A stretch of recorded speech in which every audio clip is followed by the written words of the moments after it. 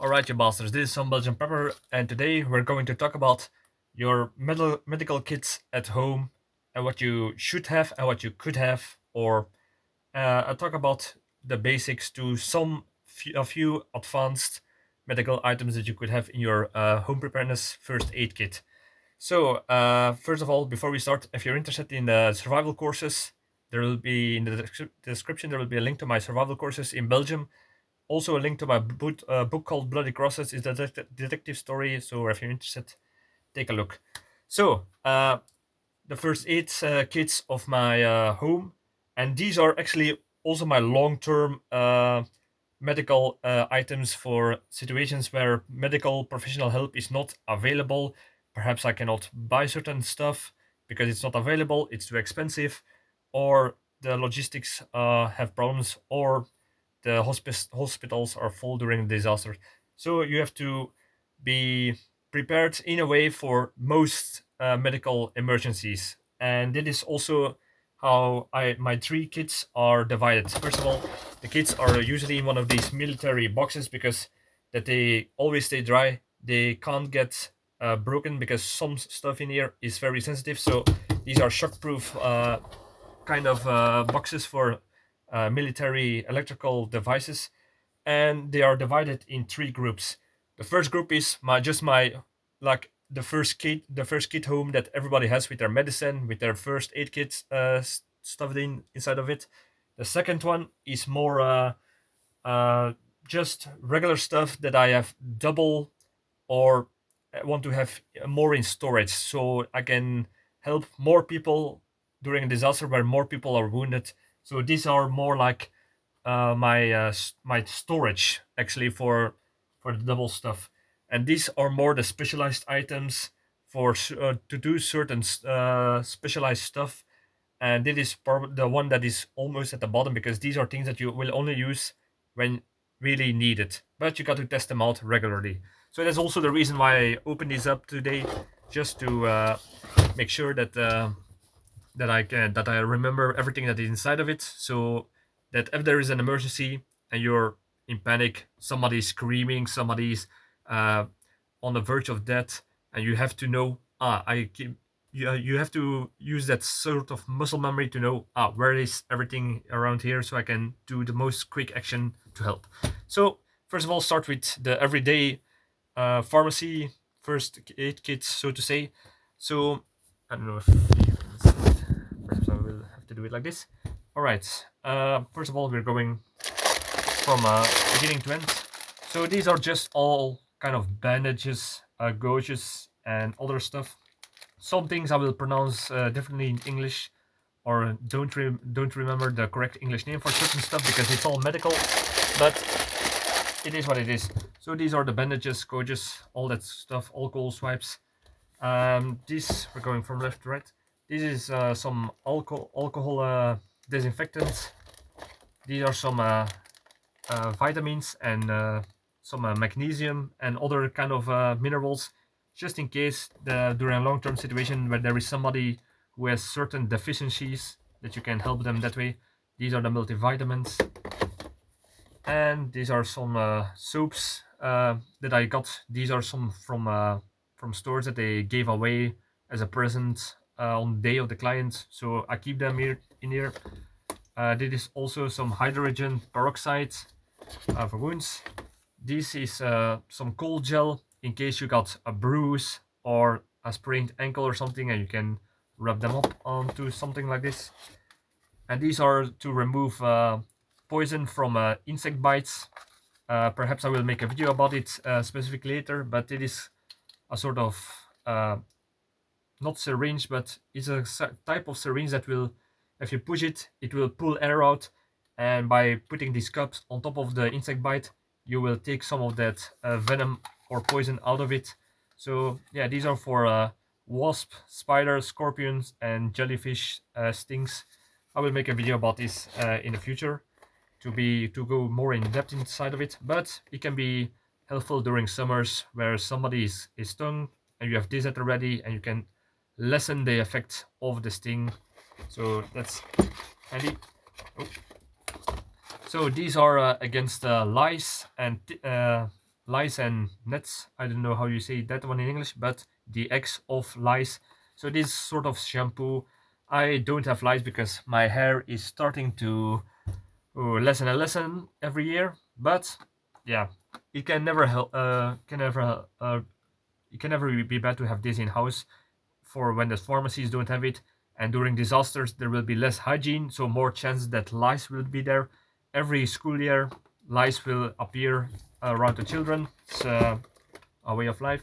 These are anti-insect spray. So this is to protect you from insect bites. Can also be handy to have these in your pocket, in your kit. Rosemary oil. I use this as a repellent against insects, so that it's not full of chemicals stuff like DDT. No, not DDT, but DEETs, I think. If you use that all over your body and you breathe it in too much, or you swallow it by accident by touching something and put it in your mouth, that could be harmful for long term.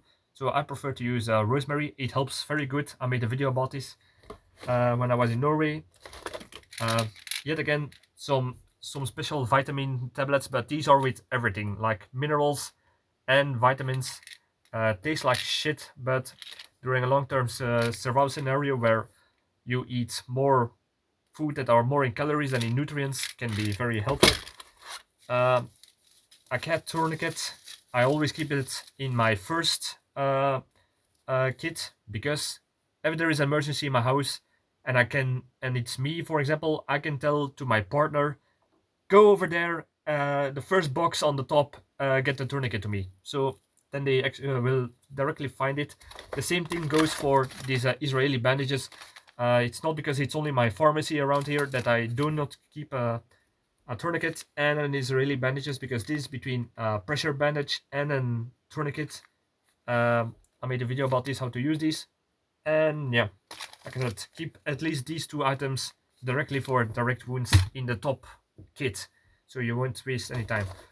Sunscreen, always be handy, because that you don't have to buy any at the store, and use the one that fits you best. Alright, so we're going to the next one. Eye wash. This is one of those bigger bottles of eye wash, not in one of those that you break open to pour into your eyes. These are with an eye bath. You pour it in and you use it on top of your eyes. So that can always be handy for in case when you have an accident in the kitchen. Some chemicals during cleaning spat into your eyes can hurt like hell, and it can prevent from further damages if it's corrosive or burning in elements in these chemical products. So always keep one of these around. I always keep one in the garage and one at the place where I clean the most, like the kitchen. So it's never hurts to have some things double around here. Another anti-insect repellent, another hand gel. So I don't, if there is emergency, I don't have to use soap and wash my hands directly to treat a wound. If it's a matter of minutes, you just want to use some hand gel, start to rub everything in, and do it without going to the sink to clean your hands. Another disinfectant, another sunscreen, another multivitamins. I have a lot of multivitamins in just in case.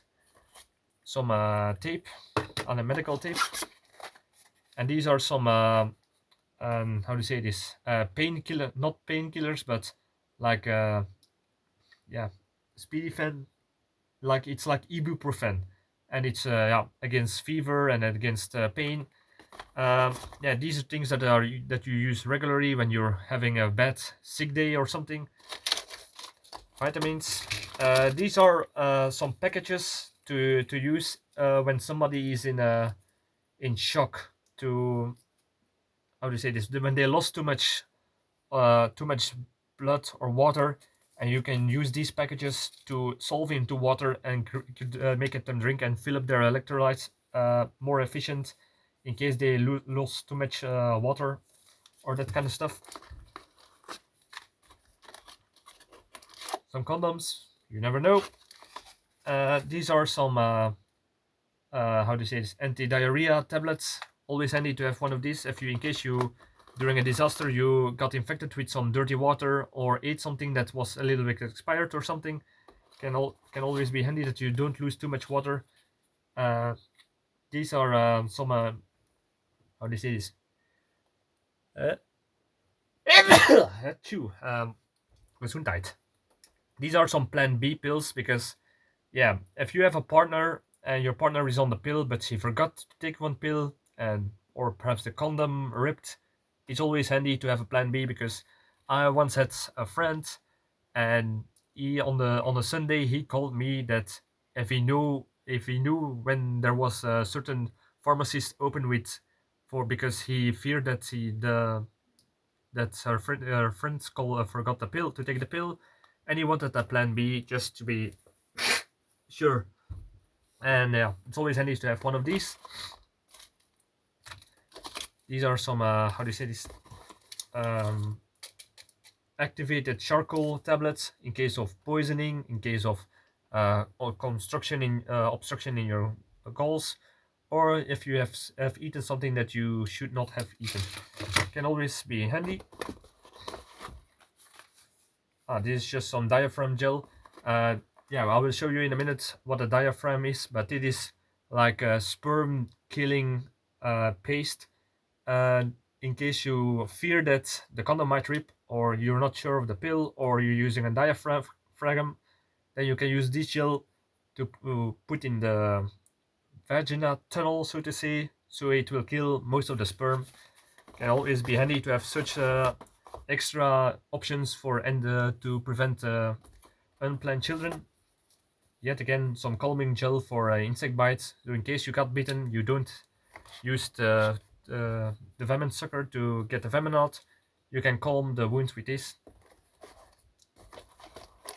Yet again, some reflex spray. This could be very handy in case of you got a sprain. The same thing goes with the cooling gel. And it's more like an on spray, so it's easier to put it on. A thermometer can always be handy to take your temperature in case you want to know if you're sick, you got the flu, fever, or something like that. That's always a handy indication to know if you're sick and you got to stay away from others or not to infect others at work. This is one of those drop counts. In case you have something in your eyes, you can drop some clean water inside of your eyes to get it out instead of rubbing into your eyes and making it worse by not solving it out. Just some painkillers. Oh, yeah, some more painkillers because in case of a disaster scenario and there is somebody with wounds and it hurts a lot, it can never hurt to have some more painkillers in storage because and also in different kind of how do you say this formats because some of these painkillers are that you dissolve in water that is easier for somebody to swallow in case instead of somebody who has a wound to the throat and they cannot swallow pills easily or it's easier to digest that way. Those kind of aspirin like solving tablets can be mixed with water and used then. These are some emulsions against burning wounds. So in case you got a burning wound, it's like a calming gel to cool off the wound and to prevent infection. Other painkillers. I seem to have a lot of painkillers that I notice now. These are just some gloves in case somebody's wounded and you want to treat them, but if you got a cut in your finger and you're treating somebody who has a wound or some blood, you don't want to get infected with and transmissible disease. So always keep some gloves ready to use directly. These are just some bandages. This is pectin. This is apple pectin. This is in case of a nuclear disaster, and yeah, it's to if you swallowed some nuclear particles, these will bind with it and push it directly to faster through your system. That your intestines are not being pulverized by radiation particles. So it's always handy because these are very hard to get here in Belgium, at least because there were not many places where I could find these. These are some calcium jodide tablets. These are iodium tablets. So in case of a nuclear disaster, these tablets are usually something that you can and that you have to take at a certain moment to fill up your schildklier. I don't know the English name about it, but there is some some parts in your body around here that they can fill up with radioactive isotopes during a disaster. So these are to prevent swelling it up and risking cancer later on. So you can, in Belgium, you can ask for these in your pharmacy. For each person can get one box free if you give your identity card. So I would do that if you live in Belgium. I don't know in other countries, but this is how it works in Belgium. Yet again, some eye water saline to clean your eyes. So this is in contrary to this one. This is more like a smaller package that you can take with you in your bag or something, or your EDC, in case you need it. These are some gauges, can always be handy to stop bleeding. Another pack of ibuprofen. Activated charcoal tablets, like I said, can be handy against alcohol poisoning or digesting some chemicals that they will slow down into your system. And of course some water purification tablets. So these are the things in the first line of that I will use in my medical kits. I'm gonna put first one is these. Start with these, so I can close this one up. Let's go to the next one. Wait, because for some reason I'm having a running nose now. We're first going to the parts that I, how do you say this, have double, and these are the things that I usually have double. These are all some anti-insects, isolene, water peroxide, hydrogen, hand sanitizers, some more disinfectants. These are some extra isolene, like these are the ones that I have in my garage and kitchen, that you open this up, you can put it on top of your eye and squeeze it and blast the particles out of your eyelids or chemical particles instead of rubbing it deeper into your eyes.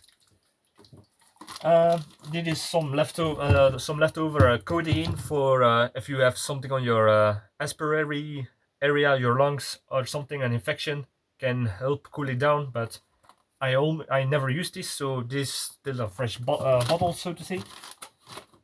Some extra cloth, bandages, and these are all types of bandages. These are emergency bandages from the army. These were just for minor wounds. These are some packages of Israeli bandages. I have of each piece of 10, I would say. Some more gauzes. A pregnancy test can be always handy to have one of these. This is a set of 2, but they need to be used before a certain date. But by the time, I don't know if I'm going to have children yet. So always handy to have these.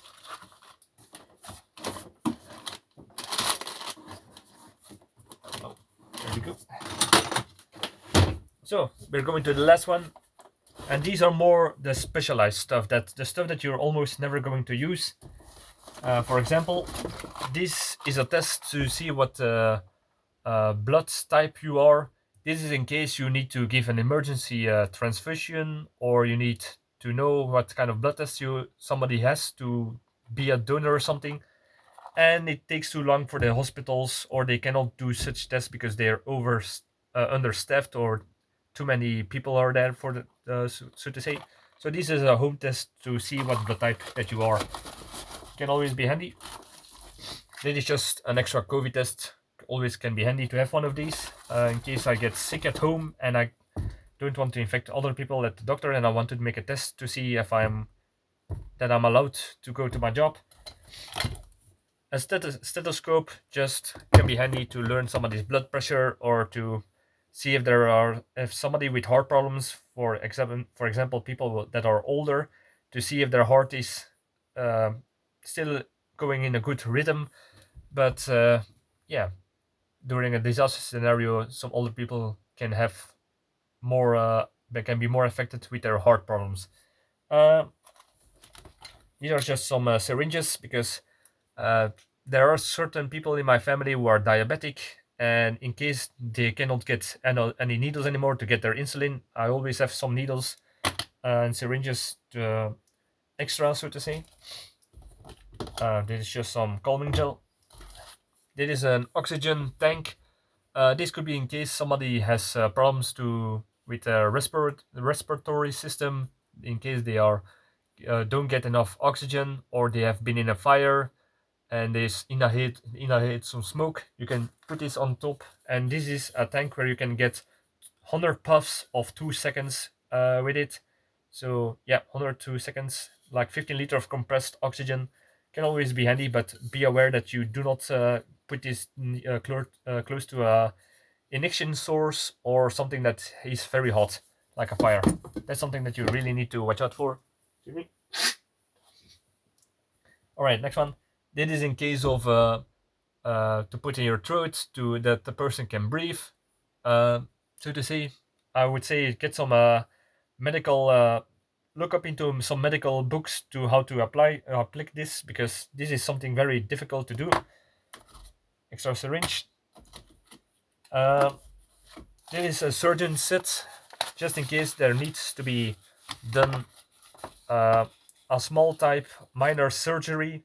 But yeah, if you cannot do it, perhaps somebody with more medical profession knowledge can do it. But I would rather have it and not use it than not having it while it must be used. So to say, these are all with some medical surgeons. It's like the field surgeons in the U.S. Army. It is of the U.S. Army. So yeah, can always be handy to have it. Extra scalpel in case for the smaller surgery. This is some extra diaphragm for the stethoscope. Some extra latex gloves. Some masks. I have disposable masks and reusable masks that you can, in case of a long-term scenario, you can wash again and reuse it, and that it's still sterile. All right, we're going now to more delicate stuff. Just an emergency blanket, can always be handy. And these are some sterile, how do you say this, sutures. So if you have a cutting wound and you need to stitch up someone, these are the kind of sterile sutures that you can use for it, with in combination with these to make a surgical sutures to close off a big wound. I have several packages of them. They were delivered together with a testing gel where you can practice them, because I've been doing this several times, and it's a learning curve that you have to do to learn this kind of sutures in the most optical way. So yeah, can always be handy. These are some more surgical blades for your scalpel. These are some surgical needles for sutures. These are the ones that are a little bit like a half a moon that you can and make more tighter fits so that there will be less scar tissue left behind. This is just so in case of you got a sprained not ankle, but how do you say this, your elbow or something like that. A lice comb to get lice out of your hair, just in case, or the eggs of lice can be very handy. Just this is not really a tourniquet, but it is to close off to, and just enough so you can see the arteries in case you need to give an injection or something like that, or to listen to the blood pressure, which we're going to talk about in a minute. Some more gauges. This is a thermometer where also keeps a syringe inside of it, but it is actually a thermometer that is still using mercury. So why do I have this? Because it's in the other one. If I have if the battery is down of these thermometers, then you're fucked, because how you gonna measure the temperature in a way, because it's almost impossible, at least in Belgium, it's almost impossible to find a non-electrical thermometer. So this is the reason why I have this one that you can put beneath your arm, your mouth, or perhaps in your ass, whatever, to take your body temperature. And I know why this would be banned, because yeah, they are filled with mercury, and that's poison. But if you got nothing else, I would say always keep one of these. If you can find them at the flea market or something, always get one of these, because they can be a lifesaver. So these are some more surgical kits, as you can see. Yeah, these are more for how do you say this? These are more suited for a dentist kind of practice. So in case you have somebody in your family that is a dentist, but his dentist office has been blown up during a war or something, can always be handy to have one of those. And there's also actually some uh, medical, how do you say this, uh, devices, tools. So to say, I have quite a few of these, but the problem was I got a few of these because in some of these pouches there were certain tools that and in others not. So now I have everything that I would need, and this is for, as you can, more dentistry stuff. As you can see, we got a mirror, we got the whole caboodle. So yeah, can never, because dentistry is something very delicate, and if you don't have the right gear, you cannot help yourself or others. But yeah, it's always handy to have a dentist in your survival group, I would say. And we're at the last part, and it is to measure the blood pressure. Can be handy if you have some older, how do you say this, some older people, to see if their heart is still fine. I have to put it back in the right way. Always take care of your stuff. All right, and there is one more last thing, and I'm going to make a video about this. This is a Czech what do you say this, breathing device. So this is in case somebody has problems with their breathing or they cannot breathe by their own and medical help is far away. I'm going to make a separate video about this, but it's like a mechanical breathing device. So in case you can just put it on the mouth of the person and start pumping instead of doing the push and the blow blow. CPR, that's the English word. Doing it for a longer of time. With this device, you can hold it tied to somebody's mouth and keep them giving oxygen with a sort of pump. So this is something that they use for civilian protection in the Czech Republic in the time. And like I said, I'm gonna make a video about this in the future.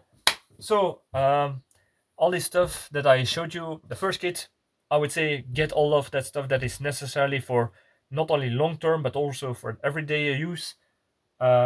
Get some things double, and if you're going to use some specialized tools, I would say learn to how to use them. Like I said, with medical sutures and stuff, and some other apparatus that I sometimes use with persons that were in my house, and they became pale, they got problems with their breathing, they felt sick and they needed to get their temperature checked or their blood pressure because they started to faint. These are things that I all have used in a way, and yeah, I would say think about it, what you're missing in yours, and look around you with your friends, family, what kind of conditions they are, and that you can perhaps help them or other people in that way. So can never hurt. And like, subscribe, all that good stuff, and see you in the next video. Cheers.